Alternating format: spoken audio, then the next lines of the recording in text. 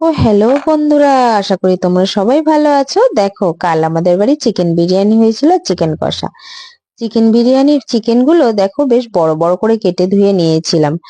আর এখানে টক দই, কেওড়া জল, গোলাপ জল, মিঠা আতর সব নিয়ে রেডি করে রেখেছিলাম। তার মধ্যে আমি চিকেনের মধ্যে গোলাপ জল, কেওড়া জল, টক দই, বিরিয়ানি মশলা, লবণ, কাশ্মীরি রেড চিলি পাউডার আর অল্প একটু হলুদ দিয়ে ম্যারিনেট করে রেখেছিলাম।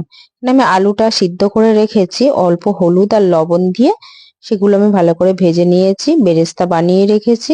চিকেন গুলো পাটে পাটে করে ভেজে নিয়েছি। চিকেনের যে মশলাটা ছিল ওটা আমি ভালো করে গ্রেভি বানিয়ে নিয়েছি। ওই চিকেনের গ্রেভির মধ্যে চিকেন গুলো দিয়ে অল্প নেড়ে ছেড়ে আজকের আমি আলুটা আলাদা আলাদা দেবো না, ওর মধ্যেই দিয়ে দিয়েছি। বেশ কিছুটা চিকেন তুলে রেখেছি, আর কিছুটা চিকেন কড়াইয়ের মধ্যে আছে। দুধের মধ্যে যে কেওড়া জল, গোলাপ জল, মিঠা আতর একসঙ্গে দিয়ে রেখেছিলাম, কেশর। বেশ কিছুটা চিকেন কড়াইয়ের মধ্যে ছিল, তার উপর ভাত, বেরেস্তা, ধনিয়া পাতা, ঘি, বিরিয়ানির মশলা আর চিকেনটা আর এক পাটে পাটে দিয়েছি। এইভাবে আমি বিরিয়ানিটা বানিয়ে নিয়েছি। উপর থেকে ঢাকা দিয়ে নোড়া চাপিয়ে দিয়েছিলাম। তোমরা অনেকে আঠা ইউজ করো, আমি তো আঠা ইউজ করিনি যেহেতু কড়াই ছিল। আর হ্যাঁ, অনেকে বলে ধনিয়া পাতা ইউজ করা যায় না, তোমরা করে দেখো, বেশ ভালো লাগবে।